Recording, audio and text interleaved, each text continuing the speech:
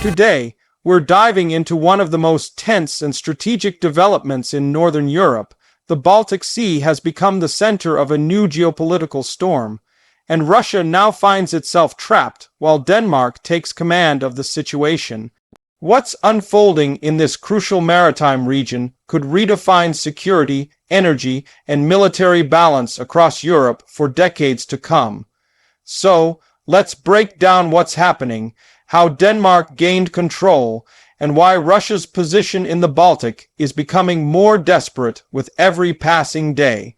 The Baltic Sea, though small compared to global oceans, holds enormous strategic value. It connects Russia's key naval port of Kaliningrad to the rest of the world and serves as a vital route for energy exports and military movement. For years, Moscow has relied on it as a pressure point against NATO and the European Union. But now the tables have turned. Denmark, a relatively small but highly strategic NATO member, has taken decisive actions that effectively box Russia in politically, economically, and militarily. This new reality started unfolding after Russia's invasion of Ukraine in 2022. The war not only reshaped land conflicts, but also redrew the map of influence in northern waters. Sweden and Finland, two previously neutral countries, joined NATO. Their membership turned the Baltic Sea into a virtual NATO, like a region now surrounded almost entirely by alliance members, leaving Russia as the isolated outlier. Denmark's geographic position gives it a unique advantage. It controls the Danish Straits, a narrow passage connecting the Baltic Sea to the North Sea and the Atlantic Ocean. These straits are Russia's only maritime lifeline from its Baltic ports.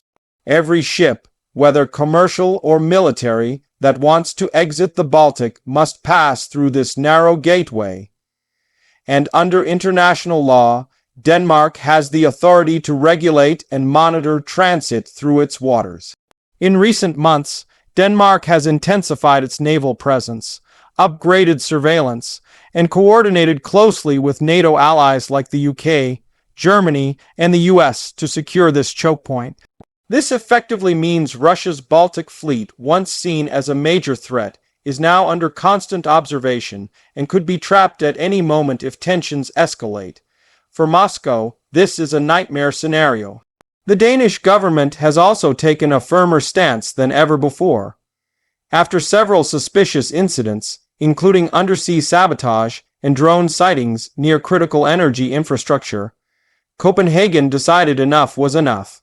Denmark now leads regional efforts to safeguard underwater pipelines, communication cables, and trade routes. This is not just about defense, it's about control. Whoever commands the Baltic's infrastructure also controls Europe's northern energy flow and communication systems. Russia's access to the Baltic is shrinking not just militarily, but economically. Danish and Swedish authorities have tightened maritime regulations and imposed restrictions on Russian shipping. Tankers carrying Russian oil now face increased scrutiny, with some even denied passage under environmental and security concerns. What used to be a quiet route for Russia's exports has turned into a heavily monitored zone of NATO oversight. At the same time, Denmark has modernized its navy with new frigates, submarines, and surveillance systems. It's working closely with Poland and Finland to build an integrated security network in the Baltic. This includes radar sharing, joint patrols, and coordinated response plans in case of Russian provocations. For Moscow, these moves mean one thing: it no longer has free rein in the Baltic. Every movement is tracked, every maneuver anticipated. Kaliningrad, Russia's heavily militarized exclave wedged between Poland and Lithuania, has become a symbol of Moscow's isolation. Once envisioned as a forward base to project power across northern Europe, Kaliningrad is now surrounded by NATO territory. Danish naval control at the Straits means that in any potential conflict, Kaliningrad's reinforcements from the sea could be completely cut off. This transforms the region from a strategic asset into a potential liability for Russia. Denmark's leadership in the Baltic didn't happen overnight. It's the result of years of preparation, coordination with allies, and understanding that geography is destiny, the Danish Straits, small as they may seem, have become the fulcrum of power between NATO and Russia. With the addition of Finland and Sweden to NATO, the balance shifted decisively. What was once a vulnerable northern flank for Europe is now a fortified wall. Russia, on the other hand, has found itself stretched thin. Its Black Sea fleet has suffered heavy losses. Its Pacific operations are constrained, and now its Baltic fleet faces containment. The Kremlin's ambitions to dominate the northern seas are being systematically dismantled. Denmark's actions have not only strengthened NATO's defense line, but have also sent a clear message: the Baltic will not be a playground for Russian aggression anymore. What's remarkable about Denmark's rise in this crisis is how a small nation leveraged strategy over size. Instead of relying solely on brute military strength, it used intelligence, alliances, and maritime law to build influence. Denmark's control over the straits gives it both defensive and diplomatic power. It can decide who passes, who pauses, and who gets scrutinized. In modern geopolitics, that kind of leverage is more powerful than missiles. Meanwhile, the situation has caused growing frustration in Moscow. Russian state media has repeatedly accused Denmark and NATO of trying to blockade Russia's Baltic Fleet and threaten its sovereignty. But the truth is, Russia's actions created this outcome. By invading Ukraine and pushing its neighbors toward NATO, Moscow effectively cornered itself. Now, the Baltic Sea, once seen as a safe zone for Russian power projection, has turned into a cage. Energy politics also play a major role. After the Nord Stream pipeline explosions, the Baltic became a region of deep mistrust.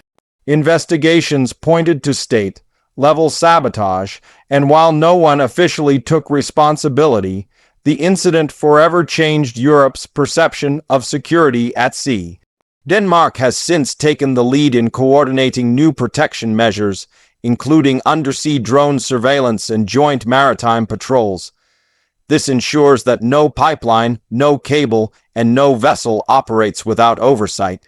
The United States has praised Denmark's actions, calling them vital to NATO's northern defense strategy. American warships have increased their visits to Danish ports, and joint exercises have become more frequent. This close partnership underscores how crucial Denmark's role has become. It's now one of the alliance's key gatekeepers. Every NATO ship that passes through the Baltic relies on Denmark's coordination, and that level of trust solidifies its leadership position. In contrast, Russia's Baltic Fleet, once boasting of power and pride, is now cautious. Reports indicate that its vessels spend more time docked than deployed. Fuel shortages, maintenance issues, and intelligence exposure make open operations risky. Every move is watched, every transmission intercepted.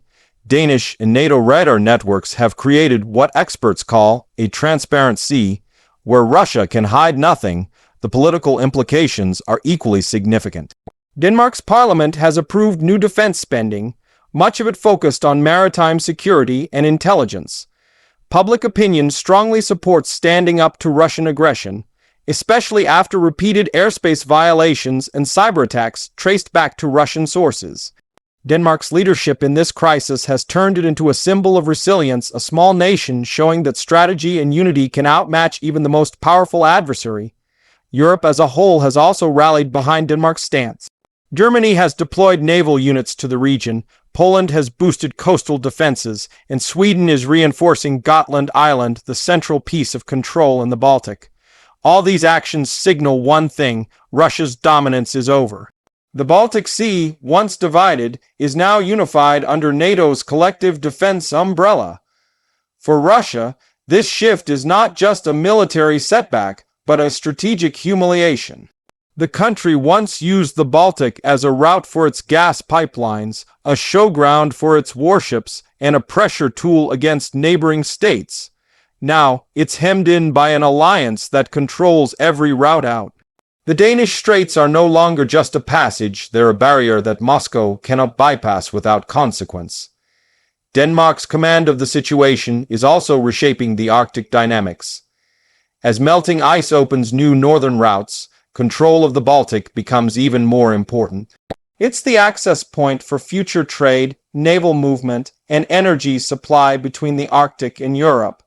By securing the Baltic, Denmark ensures that any Russian ambitions in the high north will face logistical challenges from the very start.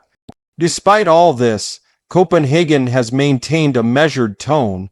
Danish officials emphasize that their actions are defensive, not provocative, but they also make it clear the era of ignoring Russian threats is over. Every ship entering the Danish Straits is tracked. Every anomaly is investigated. The message is simple: peace through preparedness. In the broader context, Denmark's role marks a shift in how small nations can influence global affairs. Geography, alliances, and determination can achieve what size alone cannot. By taking command of the Baltic's choke point, Denmark has rewritten the balance of power in Northern Europe. And while Russia may still boast nuclear capabilities and military size, it's increasingly clear that in the Baltic, it's NATO and Denmark in particular that calls the shots. Looking ahead, this situation is unlikely to de-escalate soon. The Baltic Sea will remain a hotspot of tension, intelligence warfare, and power projection. Russia may attempt to push back through hybrid tactics, cyber attacks, disinformation, and covert maritime operations.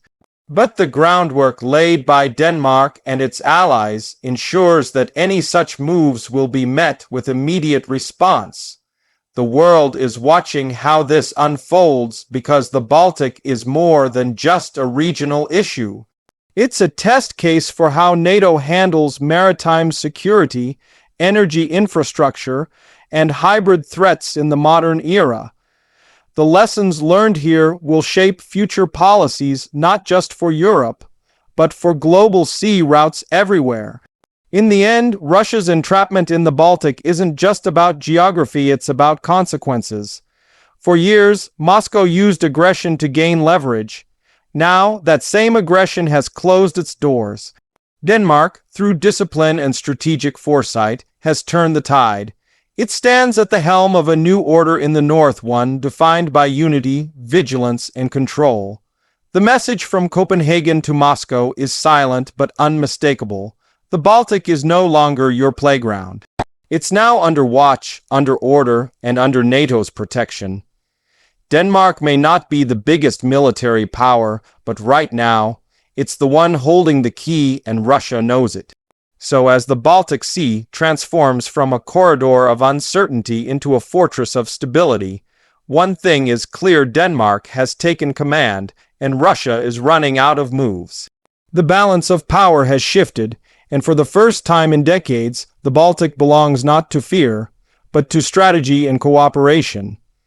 And that's the story of how Russia found itself trapped in the Baltic, while Denmark, with precision and resolve, took command of the waves.